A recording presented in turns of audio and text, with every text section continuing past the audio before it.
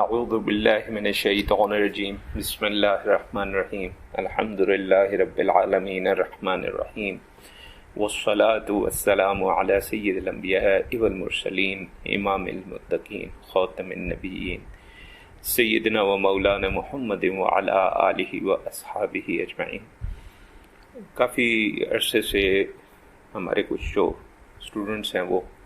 امام مہدی کے حوالے سے سوال تھا، میں نے ان سے وعدہ کیا تھا کہ میں کسی وقت عرض کر دوں گا۔ تو آج کل چونکہ دوبارہ ایک دم سے یہ کافی اس پہ شور مچا ہے، پوسٹس آ رہی ہیں، میلز آ رہی ہیں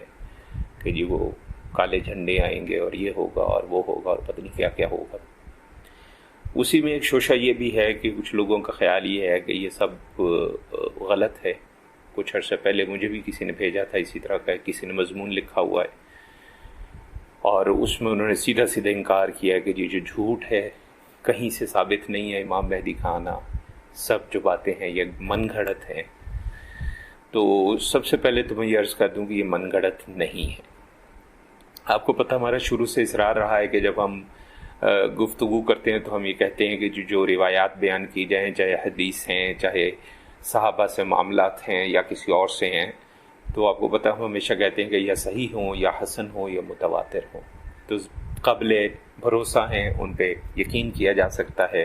اس کے علاوہ کوئی قسم ہے تو اس پہ بات ہو سکتی ہے، اس پہ اختلاف رائے ہو سکتا ہے، لیکن ان تین اقسام پہ اختلاف رائے نہیں ہوتا، سوائے اس کے کہ پھر ان کی آپس میں کوئی اختلاف ہو رہا ہو متن کے اندر، تو پھر ہم دیکھتے ہیں کہ کس کو قبول کرنا ہے کس کو نہیں کرنا، وہ ایک علیحدہ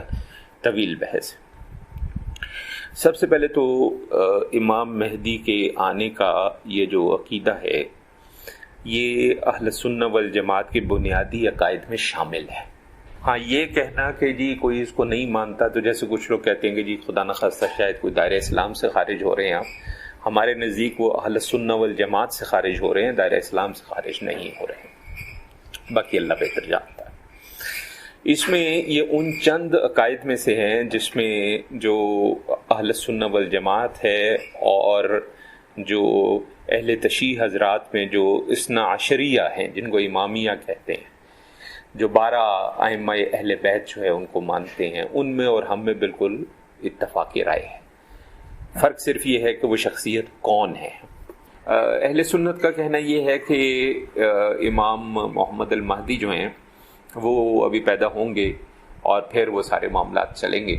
جبکہ ان کا خیال یہ ہے کہ وہ جو ائمہ اہل بیت میں 12ویں امام ہیں، محمد بن میرا خیال حسن شاید ہیں، ان کا خیال یہ کہ وہ وہی امام مہدی ہیں، اور وہ جب آئے تھے تب وہ ایک غار میں غالباً پوشیدہ ہو گئے ہیں اور وہ وہیں پہ موجود ہیں اور وہی آخری وقت میں بطور مہدی تشریف لائیں گے۔ بس یہ ایک اختلاف ہے، ورنہ ہمارا امام مہدی کے آنے پہ کوئی اختلاف نہیں۔ سب سے پہلے تو ذہن میں رکھیں کہ قرآن مجید نے مختلف آیات میں ہمیں یہ ملتا ہے کہ ایک وعدہ کیا ہے کہ ایک وقت آئے گا کہ جس وقت تمام دنیا پر اسلام کا غلبہ ہو جائے گا،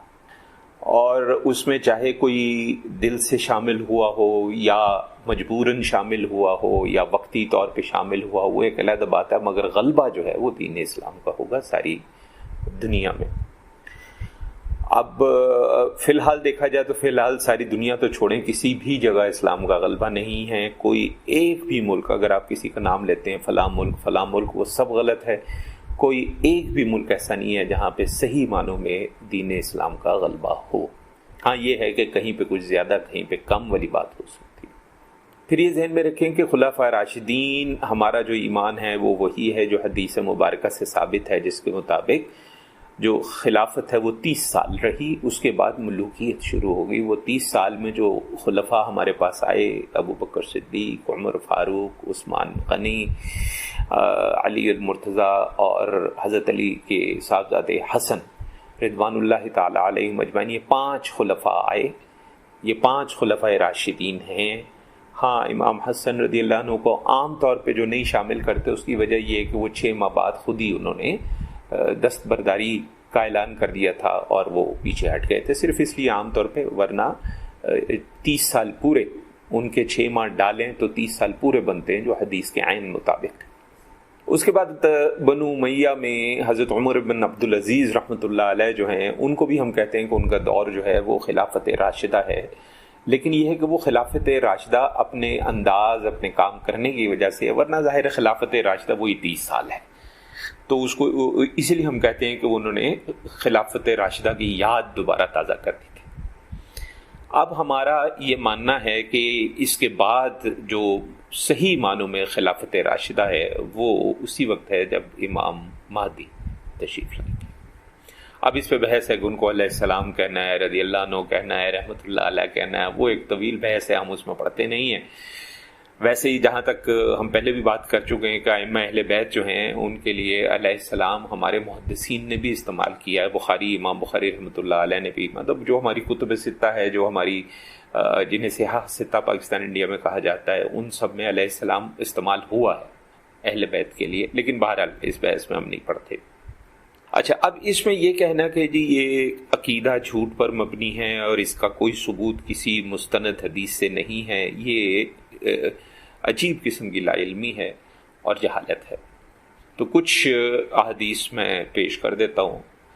اور اس کے علاوہ 2 آثار پیش کر دیتا ہوں۔ احادیث وہ ہیں جو حضور اکرم صلی اللہ علیہ وسلم سے ہیں، اور آثار کے اندر صحابہ بھی آ سکتے ہیں۔ اب بخاری شریف کی حدیث موجود ہے کہ تمہارا اس وقت کیا حال ہوگا جب ابن مریم تمہارے درمیان نازل ہوں گے اور تمہارا امام تم میں سے ہوگا۔ اب ہمارا ماننا یہ کہ یہ جو الفاظ ہیں تمہارا امام تم میں سے ہوگا، یہ امام مہدی کے بارے میں، اور اس کی بھی وجہ جو ہے آگے ایک اور حدیث سے بھی آپ کو اور کچھ آثار سے اندازہ ہو جائے گا۔ یہ بخاری شریف میں حدیث موجود ہے۔ پھر ایک اور حدیث ہے یہ مسلم شریف کی کہ میری امت کا ایک گروہ قیامت تک ہمیشہ حق پر لڑتا رہے گا، وہ غالب رہے گا، اور پھر عیسیٰ ابن مریم جو ہیں وہ نازل ہوں گے، تو ان کا جو امیر ہوگا یعنی جو مسلمان جماعت ہوگی، وہ گروہ، وہ جماعت جو جہاد پہ مسلسل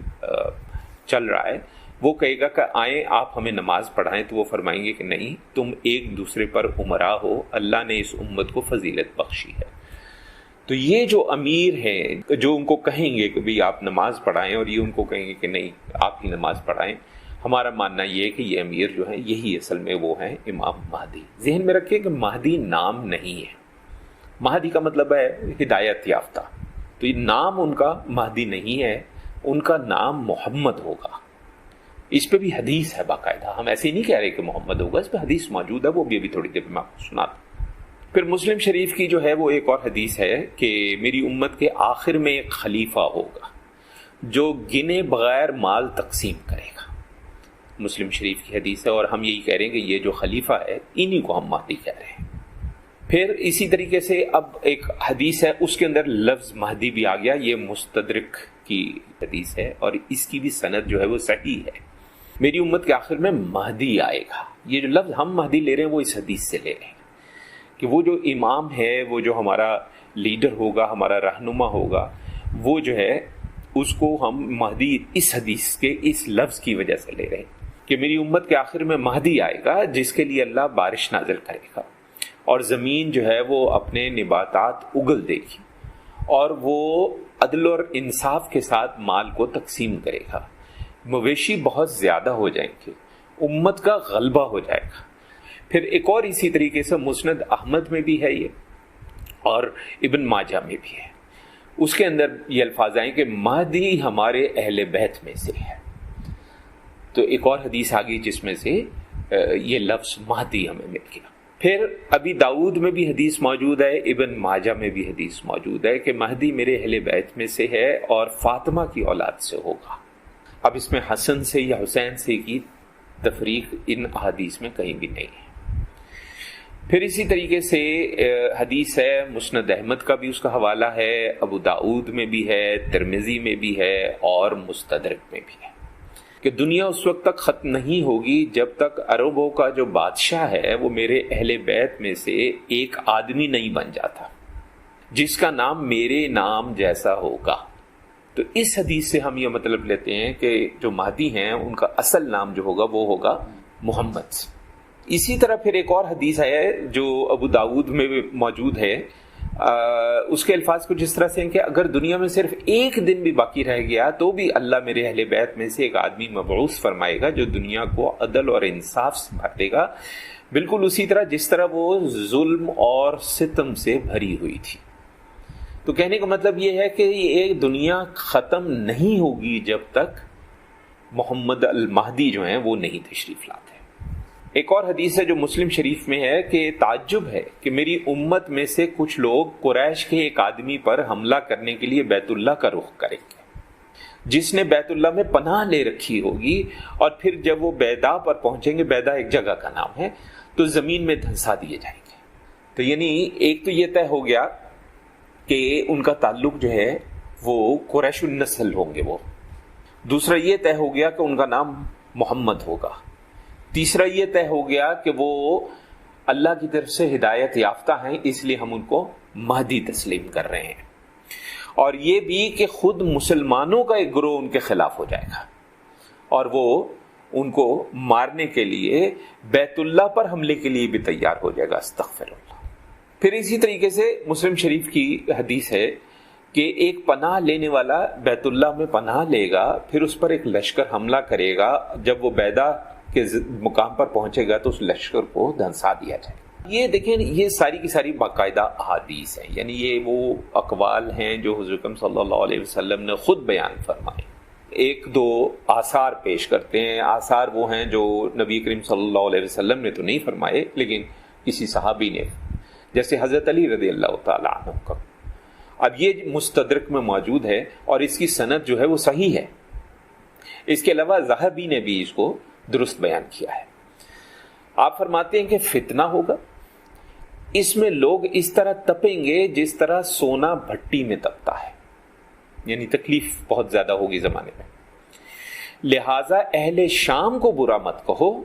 کیونکہ ان میں ابدال ہیں، اور شامی ظالموں کو برا کہو۔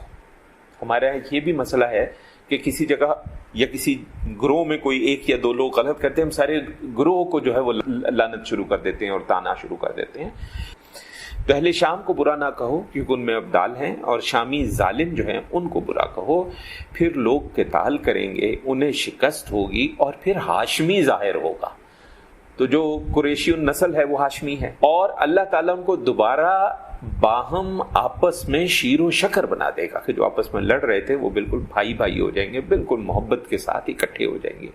اور اللہ اپنی نعمتوں کی فراوانی کر دے گا، اور پھر لوگ اس حالت میں ہوں گے تب دجال کا خروج ہوگا۔ تو دجال پہ بھی ہم اگلی دفعہ انشاءاللہ دجال پہ بھی بات کرنی ہے، اور ابھی عیسیٰ ابن مریم کے نزول پہ بھی ہم بات کریں گے انشاءاللہ۔ اسی طرح ابن عباس رضی اللہ تعالیٰ عنہ فرماتے ہیں کہ مجھے امید ہے کہ ایک دن ایسا آئے گا کہ ہم اہل بیت میں سے ایک نوجوان لڑکا ظاہر ہوگا، اس پر فتنے آئیں گے لیکن وہ فتنوں سے بچا رہے گا اور وہ امت کا معاملہ سیدھا کر دے گا۔ یہ جو ہے یہ حسن اس کی سند ہے، مصنف ابن ابی شیبہ میں یہ موجود ہے۔ اچھا، اب اس میں دو چیزیں ذہن میں رکھیں۔ اس میں جو مرزئی حضرات ہیں، قادیانی حضرات جو ہیں، وہ ایک حدیث پیش کر دیتے ہیں ابن ماجہ کی روایت سے۔